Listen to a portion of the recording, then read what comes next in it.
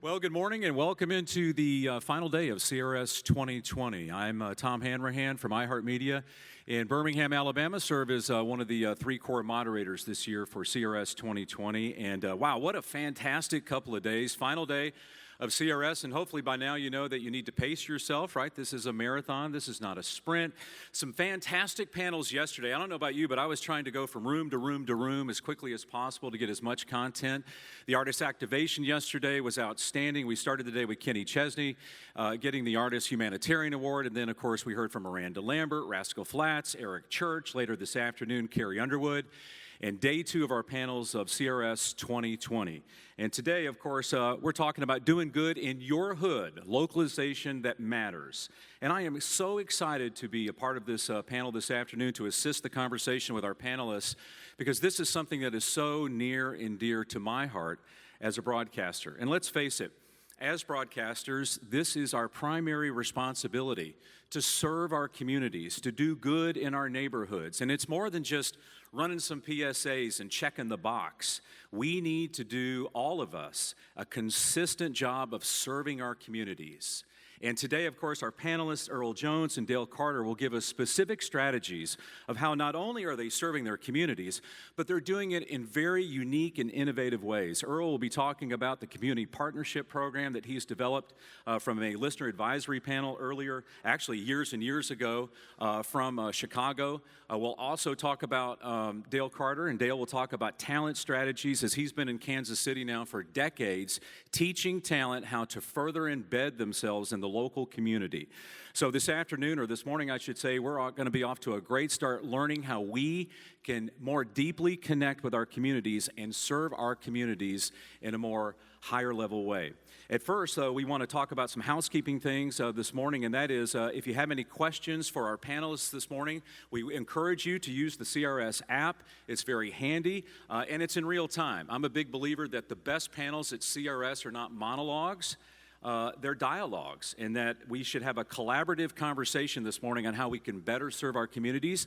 I encourage you to lean into that process, and you can do so by asking questions in the CRS app and in real time. Ashley Wilson will jump up here, or actually from the audience, will be giving those questions. The chair of this panel, who's done a fantastic job, by the way, putting this together. And so we'll get those questions and that collaboration in real time, as opposed to trying to cram all the questions in the last 5 minutes of the panel. So that being said, let's get going. And first, we want to set the stage before we heard from Earl and Dale, and that is to talk about cause marketing and why it's so important at a very top level that you need to be serving your community. First, we talk about cultivation. We all need to cultivate customer loyalty, brand preferences, social engagement, brand differentiation, and employee satisfaction. That's very important.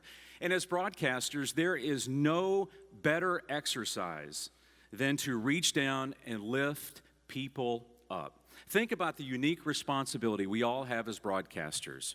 We get to come into people's homes, into their lives, into their families, and we really do get a chance to make a difference. And by the way, it's more than just talking about their favorite artists or their favorite songs.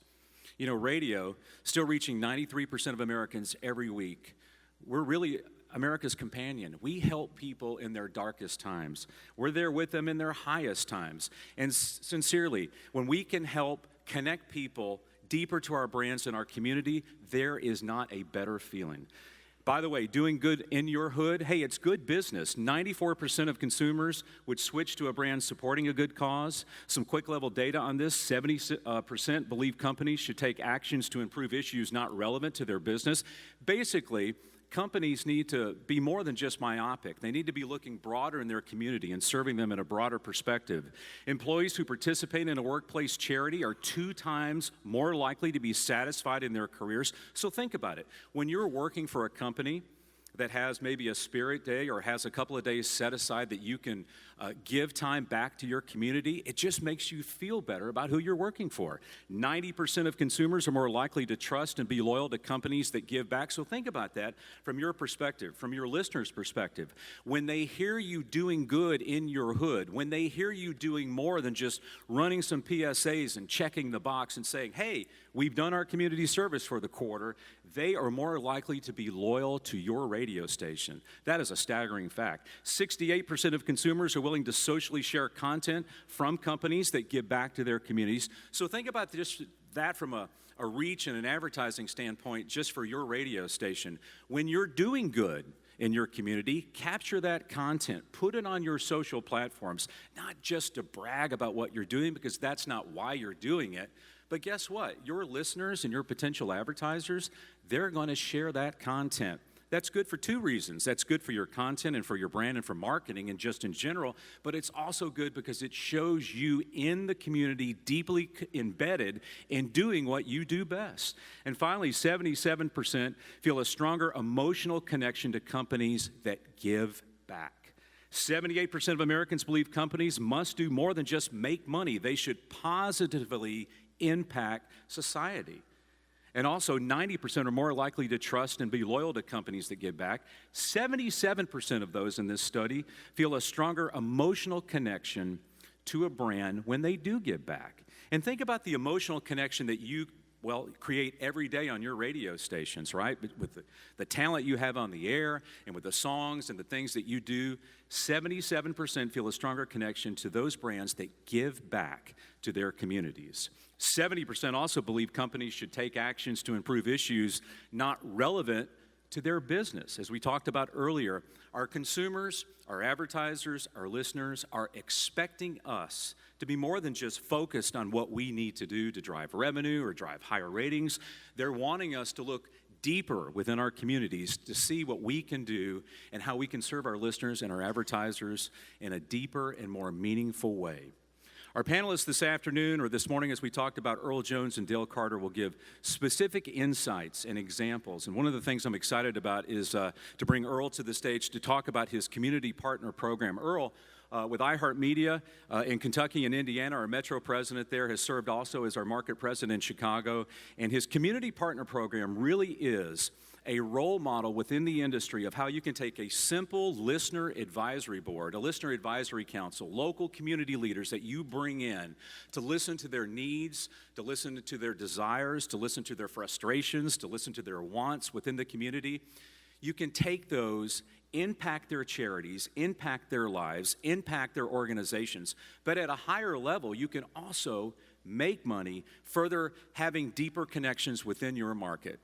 Earl, we're proud to have you here this morning. Walk us through your presentation. Thank you. Just falling in line with what Tom just said, I've moved around the country quite a bit, and I've been in multiple markets. One of the things that got me connected very quickly was to meet people in the market, to understand what the problems, the issues, concerns, and also the good things. Well, sometimes you find out a lot when you ask. So we said we needed that type of insight on a continuous basis, so hence came this program here. The program concept is very simple. We want to talk to the nonprofit organizations and see how we can help them do a better job of getting their messages out, and also create some goals for them. Most of these organizations were 501c3s, and these organizations must be highly transparent. When we start talking to them, we want to know exactly what they're doing, exactly who they're reaching, exactly what they're trying to do to make the community better. One of the first things I understood when I became a general manager was the better your community is, the better revenue potential we had. So it was a selfish motive, but you can make money and be selfish, but also help someone too. There are a lot of things that you can align yourself with that are really needed out there, and these organizations just don't have the money to pay for. iHeartMedia Louisville, we have 3 community partners in 2018-19 and 12 community partners 2019-20. Why did we grow that? We want to test the landscape. Please, test the landscape first. Maybe 3 is too many. Maybe it's 1. Test the landscape. But in Louisville, we have approximately 10 outlets to get your message out there, from a news network to country. We got all the formats. So we had pretty much enough stations to do that. The business objective was to increase awareness in iHeartMedia Metro, Kentucky, Indiana's community engagement, and also to help establish brand identity for us, as iHeartMedia in the marketplace, and to leverage iHeartMedia's ability to mobilize listeners across its local region. Each time we start a local advisory board, we want to create a mission statement. I want to read verbatim what the mission statement was for Chicago. The mission of the 53-member iHeartMedia Chicago Local Advisory Board is to provide unprecedented service to the Chicagoland community by utilizing our combined resources. The expectations of Local Advisory Board members.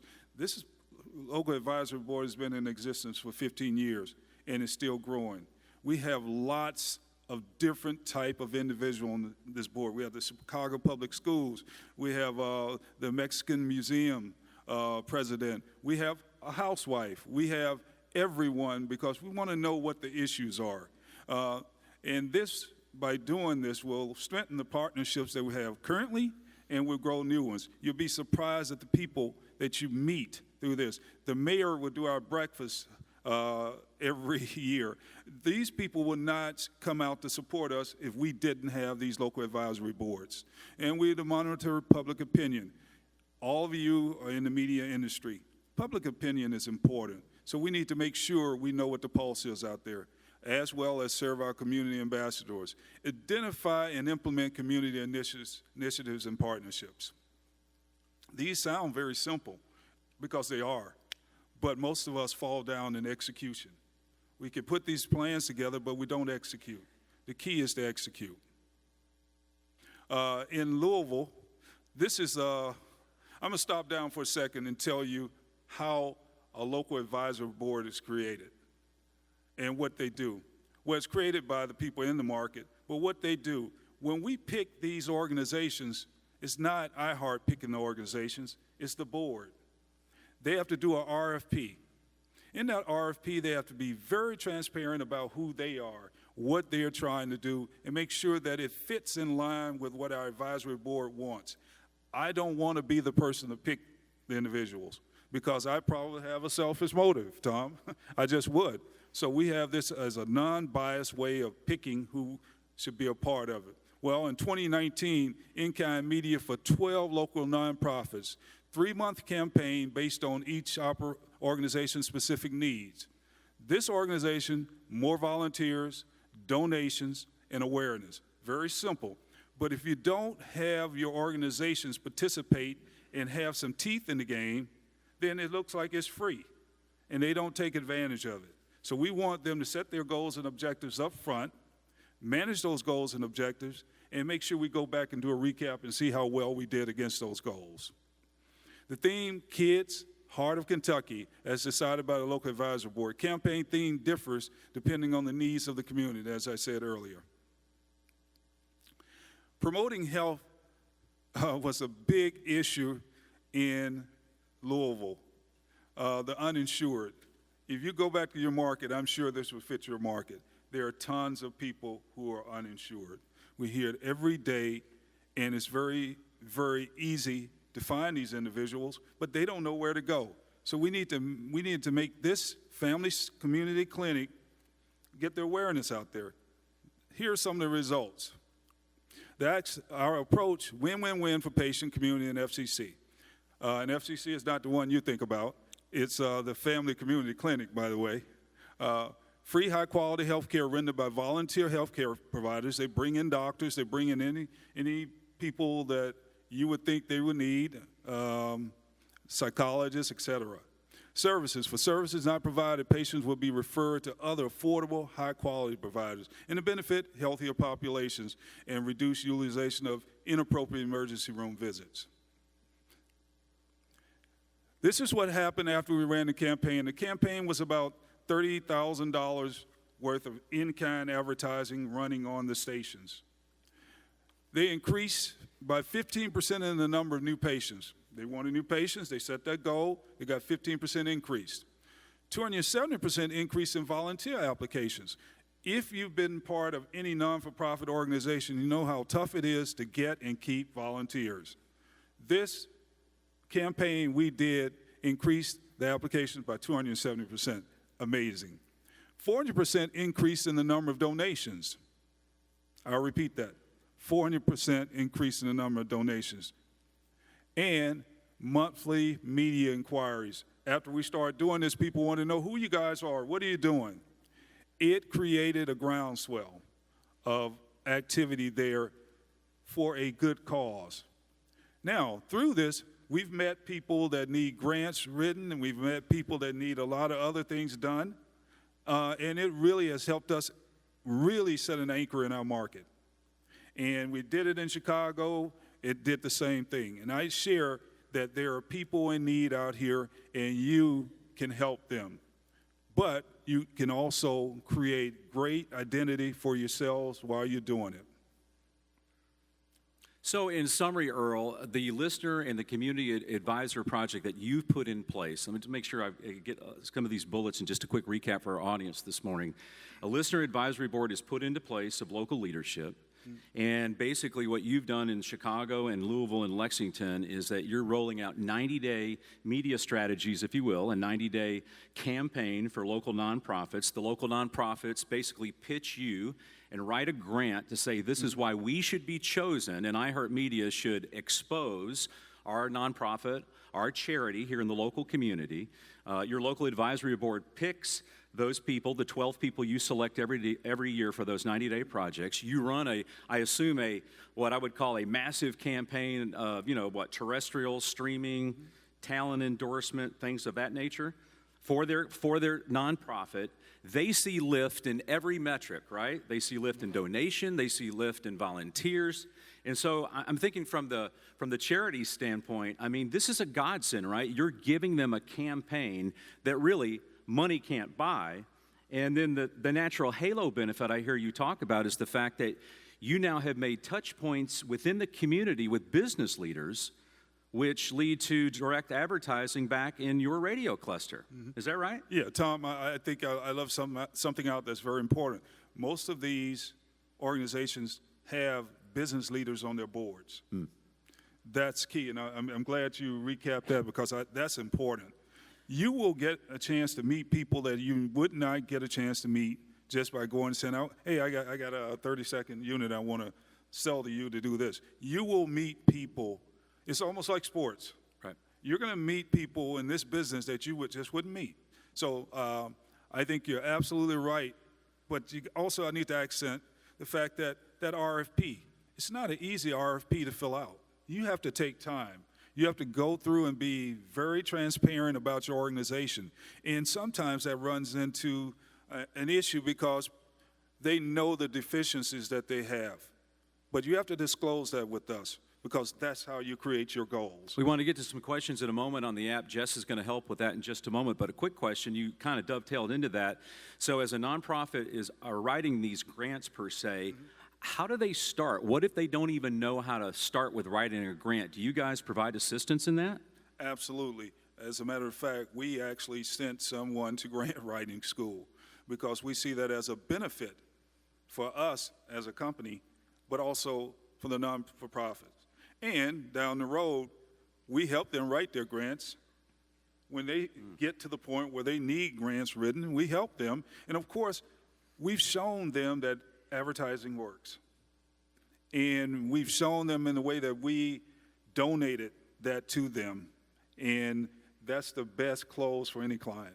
And I think, and I'll just speak to, before we get to some questions, one of the things you said at the beginning of your presentation, Earl, and that is that we can all develop these great strategies, but the execution is the toughest part. And by the way, I've created a listener advisory panel in Birmingham, and I can tell you that on the execution level compared to what you've done in your 3 markets listed here today, I'm probably batting about a C+ at best because we're all busy. We all can come up with these strategies, whether it's the listener advisory panel, whether it's a severe weather plan, you name it. But it's the sustainable execution that is the toughest thing to do.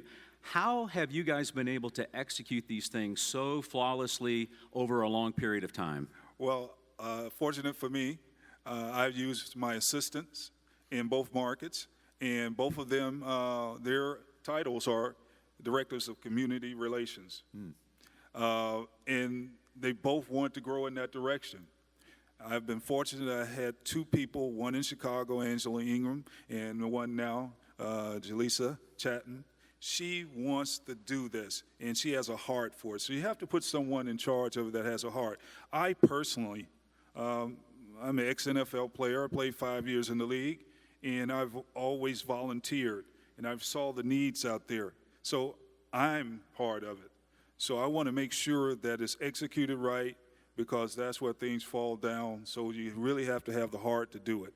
And it does take time, but the returns are so great. Once you get inertia moving, and everyone knows inertia's body at rest tends to stay at rest, but once it gets to moving, you will enjoy what you're doing, and you'll see the results of it. Yeah, the toughest part in any project like this is the starting point. People don't know how to start, but you're absolutely right. The feeling we get as broadcasters to connect one-on-one and serve our community and serve individual listeners, there is not a better feeling. Jess, we have some questions in the app. Are we on? Oh, there we go. Earl, can you give one specific example of a connection that was made with a community business leader through this program and how it led to revenue opportunities? Okay, that's a twofold, because I got a chance to meet the mayor, Rahm Emanuel, and Mayor Daley, both of them, because of the program. And how did that bring about revenue? Well, in Chicago, each year, the dollars that are created for the school system is based on the attendance on the first day. So they really ramp up to get kids to come to school on the first day. I know this sounds very archaic, but that's what it is. They have to get the numbers of kids to come to school the first day. So they run ad campaigns. Well, because of what we had done, and the mayor knew what we were doing, well, we pretty much got the lion's share of that, because we looked like Chicago. We had a Hispanic station, we had had two big urban stations, we had general market stations. So through that, we were able to garner larger shares in revenue. Any more questions, Jess? One relating to the research panel yesterday. From a listener standpoint, the local element of a station didn't seem to be a priority according to that research, and why is this information different? Well, I don't know the research, and I can't compare my research to their research, but I'm dealing with actuality. I'm dealing with local engagement. I don't know the market that they were in, so there are a lot of variables. And how it was, did they have the heart for it? Did they really put behind the resources that would make the local engagement work? So I don't want to defend or defeat what they said. And well, that to your credit, I mean, they did say localization is important when it matters. Mm-hmm. Exactly, and that is the distinguishing difference. If you weren't at that panel yesterday, when it matters. But to the listener's perception, or to the listener's ear, and I was in that panel yesterday, if I heard the information accurately, it was, if it didn't matter, then it really didn't matter if it was local. Right. Is the way I heard that information yesterday. Thanks, Earl. A fantastic job in that community activation program, and continued good luck. And as you continue to serve your community, we thank you for being here today on our panel at CRS. Now I'm going to turn our attention to Dale Carter from KFKF in Kansas City. One of the things that I have been accused of is asking people what kind of a tree they want to be. I hope that in history's time I will live this down. Actually, it only happened once. I was interviewing the great Katharine Hepburn, that wonderful, outspoken actress. And I said something about, "You're such a legend." And she said, "I'm like an old tree." And I said, "Oh, really? What kind of a tree?" And she said, "I'm like an oak. I'm not that willow in the backyard that's losing all its leaves. I'm like a great white oak." So this is the only time I ever asked that question. And any time any reviewer wants to put me down, they say, "Oh, Barbara Walters with her what kind of a tree?" All right. Getting involved is good for you. It's good for your station. It's good for whatever cause that you choose. Can I just ask how many on-air talent are in this room? Okay. Wow, a lot. A lot of them. Program directors who are managing on-air talent? Okay, good, because you're my audience and you're who I'm going to speak to. Because I'm going to ask you at the end of this, what kind of a tree do you want to be? And there's one example, and there's another example. And I think we could all agree that, you know, if you want to win in the 21st century, That's the tree that you want to be. Now, I think I'm on this panel because I've done this for a day or two. When I started in radio in 1979, we were still playing vinyl. Actually, I guess vinyl's coming back now. But we actually played vinyl as our primary source of music back then. We were live and local 24/7. The ownership caps, for you younger folks, you're not going to believe this, but you were able to own 1 AM, 1 FM, and a newspaper in a market. And there were ownership caps. And there was a bill called Telecom that went through in 1996 that changed all that. We went to duopolies, we went to megaopolies, and in my market, there's one cluster of 8 stations, there's one of 6. In my particular case, we're 4. So that's the telecom bill. And the buzzword that came out of that was economies of scale, okay? And we have scaled it back and scaled it back. We had a session with Dan O'Day. Many of you are familiar with Dan O'Day, our air talent coach, back in the 1990s. And he talked about the concept of voice tracking. Voice tracking is coming. Well, we all know we live with voice tracking every day now. And his message to our on-air talent at that point was, don't make it easier for the owners. Don't become replaceable. Find that special quality that makes you irreplaceable. Fast forward to the 2000s. Randy Michaels, speaking at the PD grad school in Dallas, talked about what radio station owners were doing. The concept of liquidating the goodwill came out of that. That, you know, when you buy a radio station, what are you really buying? You got the tower over here that you're probably renting. You've got some office furniture, some studio equipment, and all that. The goodwill has been generated over years of developing a brand and being a community partner. And we've liquidated the goodwill down to where we are today. I'm going to tell you that we are more than playing the right music. We are more than the right imaging. I tell my jocks every day that you are the personalities, you're the glue that hold this whole thing together. And if all you're bringing to the table, and fast forward to the 21st century now in 2020, the technology that iHeart is using now, you saw the culling of announcers that just happened. If all you bring to it is a nice voice and you can hit the post, you are replaceable. And you've got to find something. If you still are like me and like many of you, lucky to still be in this business that we love, you got to find another way. You got to find that deep thing that's in your soul that is going to keep you in this job that you love. One of the general managers, and I've worked for many, and I've worked with many, Joe Bell is here. He's one of my favorite general managers that I never worked for with Beasley. He's one of the best. Herndon Hasty was one of the best that I worked for in Kansas City. And he would walk around and he would say, what are you famous for? What are you famous for? What does the listener, when they listen to you, how do they connect you? Are you just that nice voice on the radio that plays country music, or is there something deeper? I will tell you that you work for you Incorporated. I came to that conclusion when I worked for the Wilkes folks. If anybody's ever worked for Wilkes, you know that you got to find that that part in your soul that keeps you in this. You work for you Incorporated. When you're happy, good things happen. Again, getting involved is good for you, good for your station, and good for whatever cause that you choose. You build your brand. I think that's very important. Pick causes that you are passionate about and go for it. Country radio, I mean, one of the things that we have in common is, I think, listeners perceive us with 3 words: God, family, and country. And if you pick those things and you get involved, I think you're in for a long career. And then the next step in this process is to inject yourself into the revenue stream of the radio station. I think that's important. And cause marketing can be a big part of that as well. I would pick people who are successful. And when we were having our conference calls about this panel, Tom brought up Ryan Seacrest.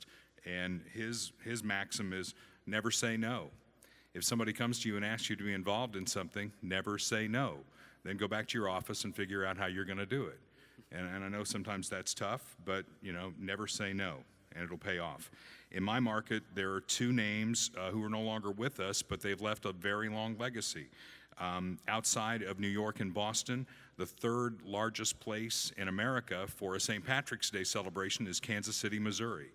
I don't know that anybody would believe that. I didn't believe that. And my 4th day on the job in Kansas City 25 years ago was St. Patrick's Day, and everybody was hammered by 9 o'clock in the morning. You would think it was CRS. It was great. a guy named Mike Murphy on KCMO started a St. Patrick's Day parade back in the 70s, and now that St. Patrick's Day celebration is the third largest in America. It's incredible. David Lawrence, a guy who was on country radio for many years, who we lost a couple of years ago, and quite frankly should be in the Hall of Fame. We keep trying to get that done. One of these days we will. But David Lawrence from 61 Country in Kansas City, he started the Salvation Army Turkey Bowl. And everybody knew that on Thanksgiving Day, David Lawrence would be broadcasting live from the Salvation Army, giving out turkeys. That's what he was famous for. Again, I get back to what are you famous for if you're on the air? My own personal story, which we'll get to in a second, I was inspired by Mark Langston, who was the longtime music director at WIL in St. Louis, and Mike Hammond at WIVK in Knoxville. Both of them have the heart and soul to serve their community. Both of them, while they were on the air, injected themselves into the politics of their local town.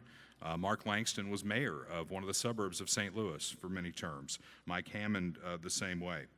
So getting to another word, I made a little note here while Earl was giving his presentation, authentic is another big word.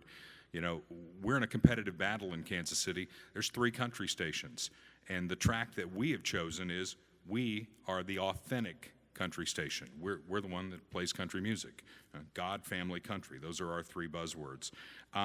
The big pole that we wrap everything around is St. Jude. And one of the benefits we have in country radio is the Country Cares program. And if you are able to attach yourself to that and grow that, that has multiple revenue streams. The folks at St. Jude, I just saw them down the hall here. I mean, they want you to be successful with it. They want you to take it to clients because they want to be that tree.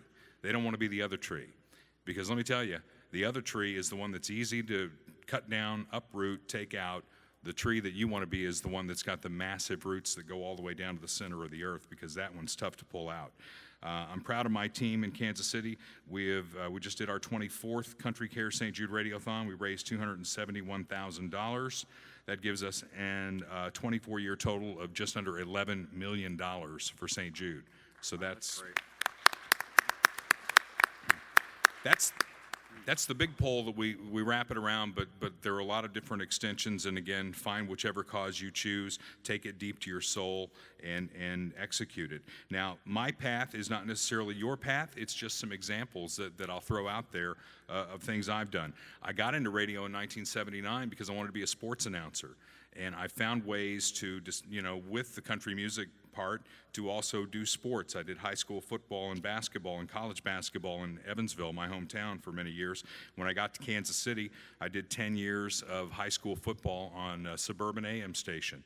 The Kansas City Chiefs called me 11 years ago and asked me to be their PA announcer. And I've been the voice of Arrowhead Stadium for 11 years, and we just won the Super Bowl. I don't know if you noticed that or not. As far as politics, I mentioned Mark Langston and Mike Hammond. I served my suburban city of Blue Springs, Missouri for 3 terms as a city councilman, and on April 7th, I'm a candidate for mayor of that city. So we'll see how that turns out. Yeah. I've been a board member of Hero Fund USA, again, getting back to God, family, country. Hero Fund USA is a local organization we have in Kansas City that buys equipment for first responders, firefighters, police, and EMS, and they also are there first when there's been a fatality among those ranks to take care of that family. And again, that goes right to the core of what KFKF is all about. This summer, we're going to get an actual ship in the U.S. Navy. The USS Kansas City will be commissioned in San Diego. I'm on the committee for that. And something else coming to town called Fisher House. Maybe you have one of them in your town, where if you have a VA, Fisher House is, they've explained it to me, the Ronald McDonald House for veterans. It's where families can come and live while their veteran is being treated at that veterans house. We're going to get a Fisher House in Kansas City. KFKF is all about that. Several years ago, I hit my 20th anniversary as the morning show host on KFKF, and we started something that was kind of fun, and again, dealt with the roots and getting down to the core, and also found a way to sell off of it. That's our 20-city tour, and now it's this spring it's going to be the 23-city tour, and it's essentially me going out it'll be 23 different towns now, doing 1-hour appearances, T-shirts, concert tickets, and again, it's how politics is analogous with radio, because I'm shaking hands, I'm kissing babies, promoting my brand in those towns that are very important to us. So the 23-city tour will start in April. So what my message to you that I hope dovetails off of what Earl said is create those win-win-win situations. You even use that phrase in yours, win-win-win, because it's good for you, it's good for your station, and it's ultimately good for whatever cause that you choose. So many things to touch on, and thank you, Dale. And before we go to the app and get some of your questions, remember, if you have a question for Dale or even back to Earl, you can enter those questions in the app. But so much information. Let me try to break some of this down, just some of the things that came to mind that you talked about. One, especially in the level of service that you've provided Kansas City in the decades that you've been there, and I've followed your career from the early days of my first Country Cares in 1996. And I remember seeing you speak there for the very first time. I'm glad you talked about St. Jude, because for all of us in country radio, for many of us, if we have that major tentpole event in our market or on our radio station, that's just kind of like, to me, a gimme. That's a laydown. Absolutely. To me, you have no excuse not to attach yourself in a very aggressive way, jump on that brand, activate locally. But you also talked about, if you don't, you can use that as your main tent pole, but you can even go deeper in your community, right? You can, right. As you talked about, building this strong tree with deeply embedded roots. One of the things that you've done there in Kansas City is you've been in these other factions serving other charities. But Dale, I would argue that it takes hard work. It is something that you just can't turn on and turn off. This is not a Monday through Friday, 8 to 5 deal you're talking about. And from a talent perspective, I've always told our talent here, or talent in Birmingham, you talked about, what are you famous for? One of my catch slogans or catchphrases is, hey, create value. What are you creating value for today? How are you creating more value for your brand today? I remember 10 years ago in one of the first downsizings in our company, the talent came into the conference room, and naturally those are tough days, and the talent said, how do we become, how do we not get replaced by syndication? And the first thing that came out of my mouth was, well, you need to create more value. You need to make yourself invaluable. You need to create more value for yourself every day. And one of the ways you do that, as you talk about, is you deeply embed yourself into the community from a selfish branding standpoint, right? And that takes hard work. It takes it over a long period of time, but at the same time, you almost, to some extent, and it's not always bulletproof, you can insulate yourself from sometimes when there are downsizings or layoffs or cuts, and it's not just radio, it's any industry. Those decisions are made in every industry, and so you have to create that value every day. My question to you is, for someone who's getting into the business for the first time, and you say, hey, this is going to be tough, this is no 8 to 5, Monday through Friday job, how do you inspire them to light that fire and to do the long, sustainable, hard work that you've done in your community? I mean, what are some of the things you can say to young talent in the business that make them realize, this is something I have to do? How do you create that spark? Yeah. Well, we're going to have, and this isn't big news, I mean, we're going to have an opening, a very rare opening at KFKF when a long-term employee is going to retire at the end of next year. And honestly, I'm looking for where that next person is going to come from, because, my path in 1979 was doing midnight to 6 a.m. on an AM country station in Evansville, Indiana. That path isn't there anymore. And I'll be honest with you, I identified someone at the St. Jude seminar in Memphis in January, and I saw that spark, and it is so rare. And I'm cultivating that talent. I'm not going to tell any of you people who it is, because you might steal her. And ultimately, she's going to become part of our team. It's going to be a 1.5-year process, but during that 1.5 years, I'm going to work with her. We brought her in for our radiothon. She was a great spark for the radiothon this time, and we're going to slowly inject her into that and bring her into the culture of what we do. Yeah, I mean, that's one of the toughest things to do. And by the way, just from talking about talent and how to more deeply embed the community to do good in your hood, smart of you as a programmer to be able to identify the next generation of talent. And that's something that as a manager that sometimes I fail at, is that we always have to be in the recruiting business. We always have to be looking for where are the next level of talent, because at some point people will eventually move on and move off into retirement, and brand succession on your radio station is critically important. So excellent point. Sometimes the people we're looking for are not inside our building. They may not even be inside our career or our actual what we're doing, radio per se. We have to look outside of the business for that next level of talent. You know, I'll give you an interesting point on that. When I was in Evansville at WYNG, we were looking for someone to give a spark to our morning show, and there was a waitress who waited on me, you know, at a place we had trade, and she always had that spark. She always had that, you know, attitude that we were looking for. I hired her, and she had a great run on the morning show at that radio station. Ultimately moved to Indianapolis. I'm not sure what she's doing now, but I took her from a role as a waitress. That was back in the 1990s. Wow. Jess, some questions? You mentioned aligning with St. Jude. How do you expand that support to other programs like Heroes Program, a St. Jude race in Nashville? Is there such a thing as oversaturation when it comes to charity?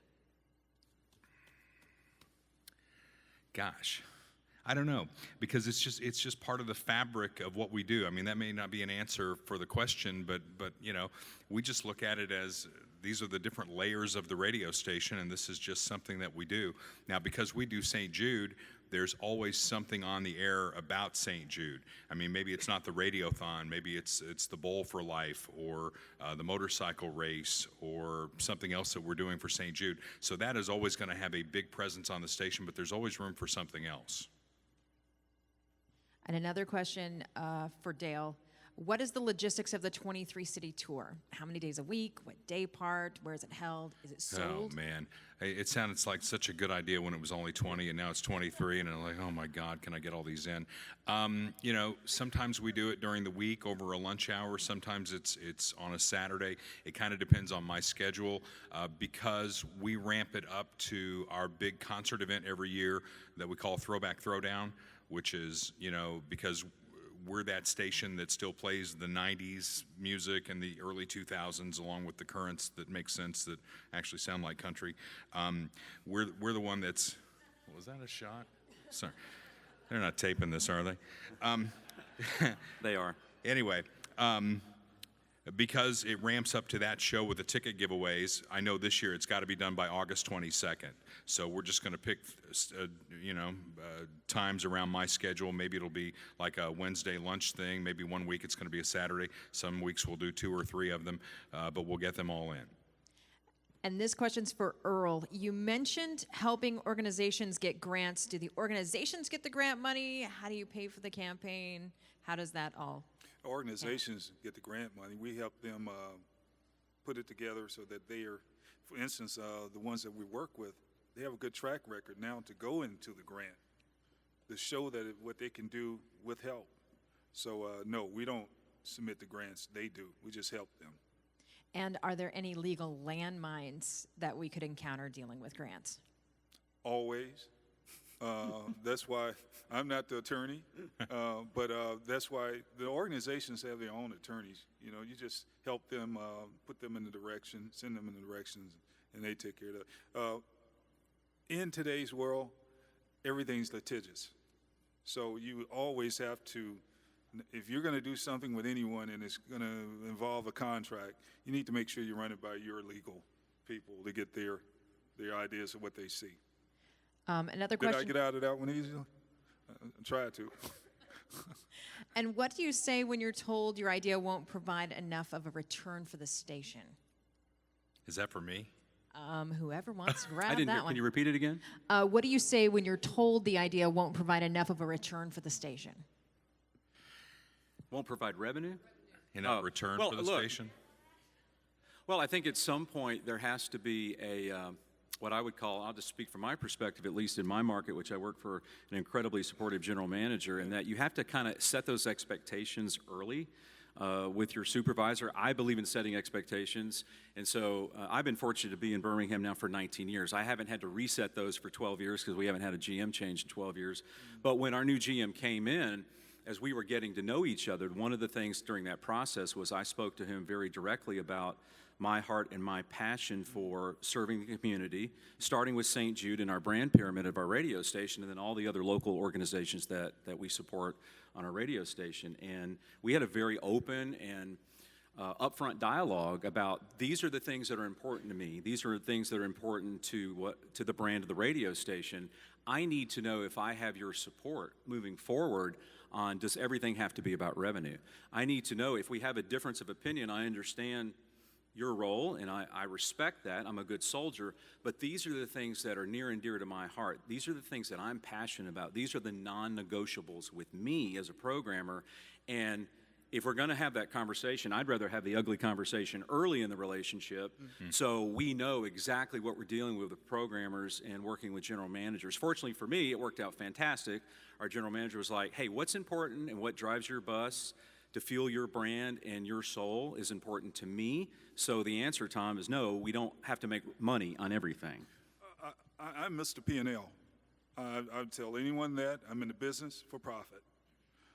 But you have to marry the two.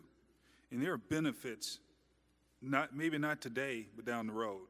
And I think anyone would lay that out to me that way. You know, this may not be the benefit today. This is an investment.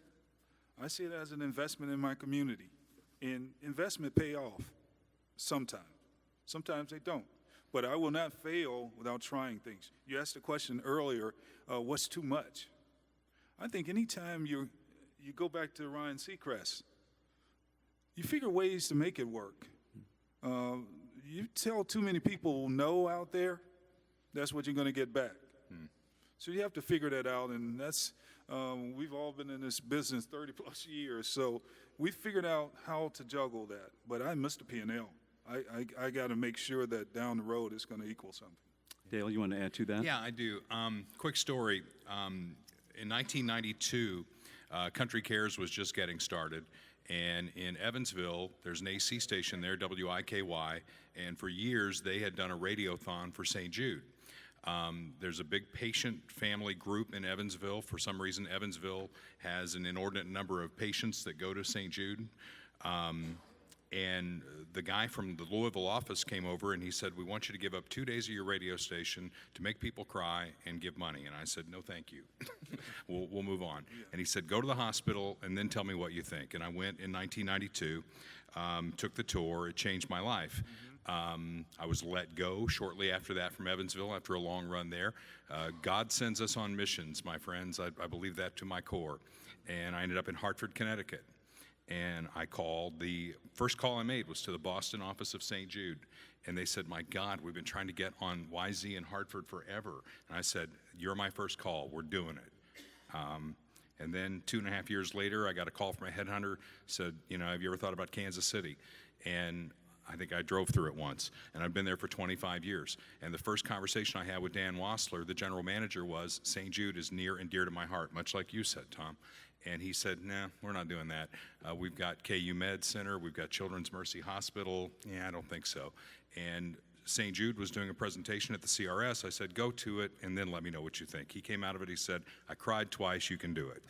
And the rest has been history. So, I mean, we make money off St. Jude, and again, the folks from St. Jude are in the back of the room. They encourage you to make money off of it. So that, and then to get back to the specifics of the question, it's the chicken or the egg. We set our year. I mean, these are the things that are important to us at KFKF, and then we go to the NTR department and say, now go make money with it. Money, exactly. Chicken and egg. Right. By the way, the main takeaways, do we have one more question, Jess? No, we have no more questions, but we are out of time. I know. I just saw that we were 47 seconds to be exact. The main takeaways from this morning's panel, by the way, will be on the CRS app later this morning. The main takeaways, so if you weren't able to get all of Earl's information down or all the great bullets that Dale talked about with talent engagement in Kansas City, all those will be on the app later this morning. Earl, Dale, thank you very much.